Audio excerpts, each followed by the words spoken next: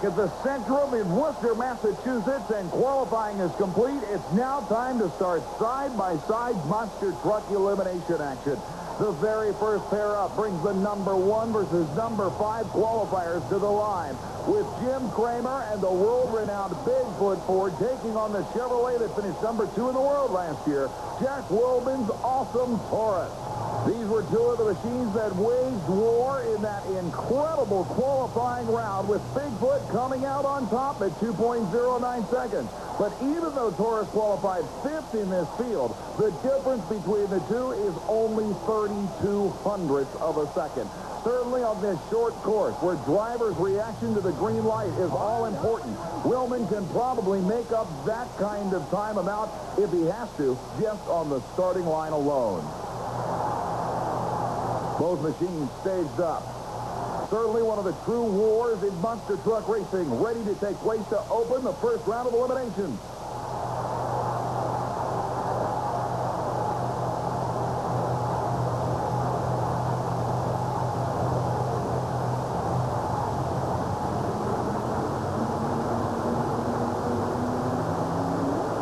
The whole shot goes to Taurus, but something goes wrong for the purple Chevrolet. And Jim Kramer, with a less-than-perfect run for Bigfoot itself, makes it into the semi-final round.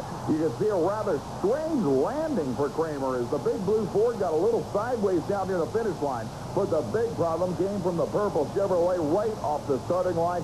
Something goes away in the drivetrain, most likely something in the transmission. And Jack Wilbin and Taurus are history in the very first pair of the very first round. But pulling out onto the floor of the Centrum, the truck that has become easily one of the most popular in the history of this form of motorsport. In the near lane, a crowd favorite, surprisingly in the underdog position. Although he only qualified number 7, Dennis Anderson and the Gravedigger 1950 Chevrolet has the crowd behind him wherever he runs. John Breed, in the meantime, driving the Breen Brothers flagship, the Micro Machines Chevrolet, qualified number 3 in this field at 2:26. He actually has a sizable advantage over the Gravedigger machine, almost a quarter of a second. But you can bet Anderson will be doing everything he can to come from the bottom half of the field to unseat what has already become an extremely strong-running truck, the Micro Machines rear-engine Chevy. The Gravedigger machine, of course, one of the most successful using the rear-engine configuration. Anderson has got to surprise Breed on the starting line to make this stick. The whole shot goes to Gravedigger, and by nearly a full truck length advantage, Anderson comes from the number 7 qualifying spot to gain a semi-final round berth. The crowd can't believe it, but certainly neither can this man. John Breen looked so strong in qualifying and now gets upset in the opening round of competition. Anderson waves to the cheering fans. What an incredible performance. Ken Deppy in the Whiskey Business Chevrolet now pulls out the number 8 qualifier in this 8-truck field. He will take on the youngster who has dominated USHRA Association Monster Truck action so far this year, Rob Fusion, the home-built, unsponsored First Blood Ford. As Dennis Anderson heads back into the pit area. Rob Hughes backs up on the starting line and aligns the machine that he constructed himself with the help of friends in his backyard in Woodstock, Illinois, on the starting line. Deppy, despite his newcomer status, has proven at previous USHRA Association events that his ability to leave the starting line on time is right there with the best drivers in this form of motorsport. Hughes allowing Ken Deppy to stage up first. Now he will move up and line up the big red Ford F-350 second, while Deppy waits on the starting line, putting the pressure on his opponent. The 1,100-pound wheel assemblies on these machines inch forward up to the staging area, and now both trucks are ready for the green light start.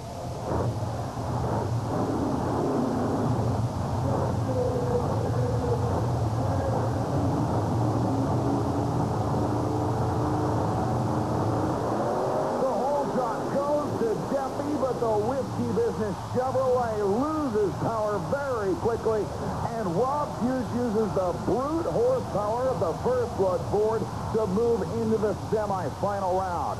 Again, the whole shot for the second straight race went to the underdog driver in East Ferry, but in East case, horsepower won the battle at the finish line. That will leave us with one final pair in this first round of competition, and it will feature the reigning USHRA Association Camel Monster Truck World Champion, Fred Schaefer's incredible Barefoot Chevrolet from Granite City, Illinois, lining up alongside Mike Wine and the Jersey Outlaw. The big blue Chevrolet that could well be the most feared monster truck in the sport today stands waiting on the starting line for Mike Wine, who is taking his time back in the pit area. Apparently, he had some thrashing to do after the qualifying round. But you get a great chance to check out the space-age technology used in the lightweight construction of the Barefoot Chevrolet. Fred Schaefer growing impatient now as the starter says, "We don't see the Jersey Outlaw Ford anywhere. Go ahead and move up to the starting line area." And Fred Schaefer may be granted a solo run into the semifinal round here. But now from the pit area, we can hear the sounds of Mike Wine's machine, and here it comes. Wine at the very last second pulls the Super Winch Outlaw Ford out to the starting line area. And Fred Schaefer makes room for his opponent.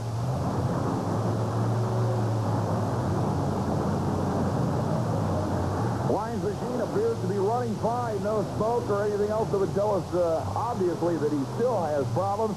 So Wine's Ford will apparently be ready to accept the challenge of the world champion in the other lane. But one thing's for sure, anybody that lines up alongside Fred Schaefer has to remember that they are facing what is easily the most powerful monster truck ever built.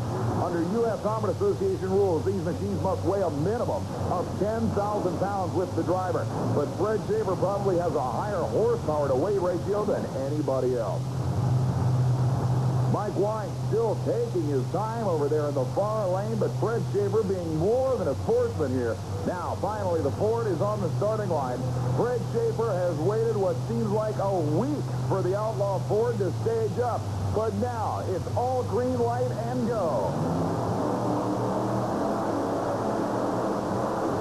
And Schaefer handles the New Jersey Ford Pilot easily, annihilating the Outlaw machine. Even though it appeared that Mike Wine had a slight starting line hole shot, one would have to figure with the advantage that Fred Schaefer had, he was possibly waiting to allow his opponent to leave first, keeping from red lighting and throwing away what appeared to be a sure victory.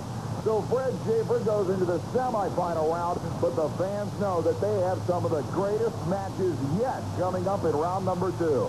How about Bigfoot versus Gravedigger? The ultimate Ford and Chevrolet match. And then the Barefoot Chevrolet of Fred Schaefer will take on the winningest racer in the 1991 USHRA Association Camel World Championship, the First Blood Ford of Rob Fuchs. The winners, of course, advance to the final round. But with those 4 drivers in an all-out war, you can bet this one is far from over. Don't you dare go away when we come back. The 4 toughest monsters in 1991 will go at it on Super Trax.